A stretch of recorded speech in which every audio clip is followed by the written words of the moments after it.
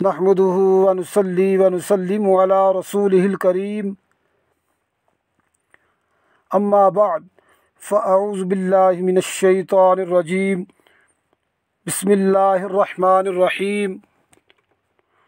معزز سامعین کرام، السلام علیکم ورحمۃ اللہ وبرکاتہ۔ پھر جب آپ تبلیغ کا فرض ادا کر چکے اور ان کی رہنمائی فرما چکے تو فرمایا، یا صاحب السجن اما احدکما فیسقی ربہ خمرا، اے میرے قید خانے کے رفیقو، تم دونوں میں سے ایک تو اپنے بادشاہ کو شراب پلانے پر مقرر ہو جائے گا۔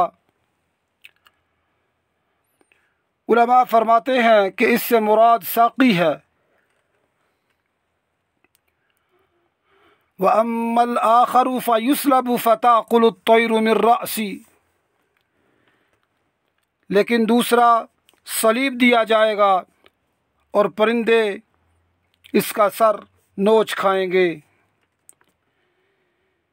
کہتے ہیں اس سے مراد باورچی ہے۔ قُضِيَ الْأَمْرُ الَّذِي فِيهِ تَسْتَفْتِيَانِ، تم دونوں جس کے بارے میں استفسار کر رہے تھے اس کام کا فیصلہ ہو چکا ہے، یعنی یہ لازماً ہو کر رہے گا،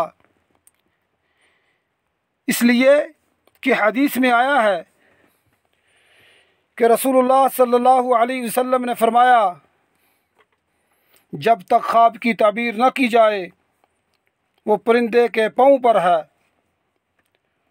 اس کا واقع ہونا یا نہ ہونا دونوں ممکن ہیں۔ جیسے پرندے کے پیر میں پکڑی ہوئی چیز کا گرنا اور نہ گرنا دونوں ممکن ہیں، جب تعبیر کر دی جائے تو واقع ہو جاتی ہے۔ ارشاد باری تعالیٰ ہے، وَقَالَ لِلَّذِي ظَنَّ أَنَّهُ نَاجٍ مِّنْهُ اذْكُرْنِي عِندَ رَبِّكَ فَأَنسَاهُ الشَّيْطَانُ ذِكْرَ رَبِّهِ فَلَبِثَ فِي السِّجْنِ بِضْعَ سِنِينَ۔ اور دونوں شخصوں میں سے جس کی نسبت یوسف علیہ السلام نے خیال کیا کہ وہ رہائی پا جائے گا، اس سے کہا کہ اپنے آقا سے میرا ذکر بھی کرنا، لیکن شیطان نے ان کا اپنے آقا سے ذکر کرنا بلا دیا اور یوسف علیہ السلام کئی برس جیل خانے۔ اللہ تعالیٰ فرماتا ہے کہ حضرت یوسف علیہ السلام نے اس شخص سے کہا جو ان کے خیال میں نجات پانے والا تھا، یعنی ساقی سے کہا، اذکرنی عند ربک، اپنے بادشاہ سے میرا ذکر بھی کر دینا، یعنی بادشاہ کو میرا معاملہ بتانا اور میرا بغیر جرم کے قید ہونا ذکر کرنا۔ اس سے ثابت ہوتا ہے کہ اسباب کو اختیار کر کے کوشش کرنا جائز ہے، یہ اللہ رب العالمین پر توکل کے منافی نہیں۔ فَأَنسَاهُ الشَّيْطَانُ ذِكْرَ رَبِّي، پھر اسے شیطان نے اپنے بادشاہ سے ذکر کرنا بلا دیا، یعنی شیطان نے چھوٹ جانے والے قیدی کو بلا دیا کہ حضرت یوسف علیہ السلام نے اسے جو تاکید کی تھی اس کا ذکر بادشاہ سے کرتا۔ حضرت مجاہد محمد بن اسحاق رحمۃ اللہ تعالی علیہما اور دوسرے متعدد علماء اکرام نے یہی فرمایا ہے اور یہی درست ہے۔ اہل کتاب کے ہاں بھی بابل میں یہی لکھا ہوا ہے۔ قرآن مجید میں ارشاد باری تعالیٰ ہے، فَلَبِثَ فِي السِّجْنِ بِضْعَ سِنِينَ، اور یوسف علیہ السلام کئی سال قید خانے میں ہی کاٹے۔ حضرت یوسف علیہ السلام کا قیدی ساتھی رہا ہوا اور رہا ہونے کے بعد بادشاہ کے سامنے آپ کا تذکرہ کرنا بھول گیا۔ پھر جب بادشاہ کو خواب آیا اور عام درباری اس کی تعبیر سے عاجز آ گئے تو اسے حضرت یوسف علیہ السلام یاد آ گئے کہ آپ خوابوں کی بہترین تعبیر جانتے ہیں۔ لہٰذا وہ بادشاہ کی اجازت سے آپ کے پاس تعبیر پوچھنے کے لیے حاضر ہوا۔